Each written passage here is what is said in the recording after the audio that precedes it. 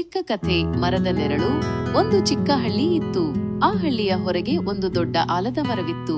ಆ ಮರದ ಕೆಳಗೆ ಪ್ರತಿದಿನ ಜನರು ಬಂದು ಕುಳಿತುಕೊಳ್ಳುತ್ತಿದ್ದರು. ಬಿಸಿಲಿನಲ್ಲಿ ದಣಿದವರು ಅದರ ತಂಪಾದ ನೆರಳಿನಲ್ಲಿ ವಿಶ್ರಾಂತಿ ಪಡೆಯುತ್ತಿದ್ದರು. ಮಕ್ಕಳು ಆ ಮರದ ಸುತ್ತ ಆಟವಾಡುತ್ತಿದ್ದರು. ವಯಸ್ಸಾದವರು ಅದರ ಕೆಳಗೆ ಕುಳಿತು ಹರಟೆ ಹೊಡೆಯುತ್ತಿದ್ದರು. ಆ ಮರ ಆ ಹಳ್ಳಿಯ ಜನರ ಪಾಲಿಗೆ ನೆಮ್ಮದಿಯ ತಾಣವಾಗಿತ್ತು. ಒಂದು ದಿನ ಜೋರಾದ ಗಾಳಿ ಬೀಸಿತು. ಮರದ ಒಂದು ದೊಡ್ಡ ಕೊಂಬೆ ಮುರಿದು ಬಿತ್ತು.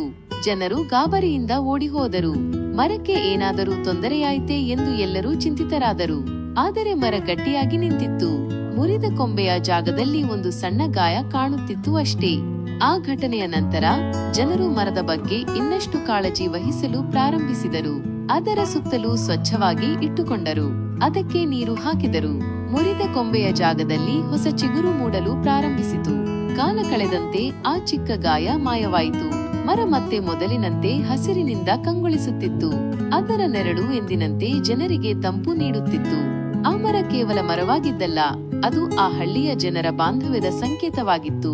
ಕಷ್ಟ ಬಂದಾಗಲೂ ಒಟ್ಟಾಗಿ ನಿಲ್ಲುವ ಅವರ ಗುಣಕ್ಕೆ ಅದು ಸಾಕ್ಷಿಯಾಗಿತ್ತು.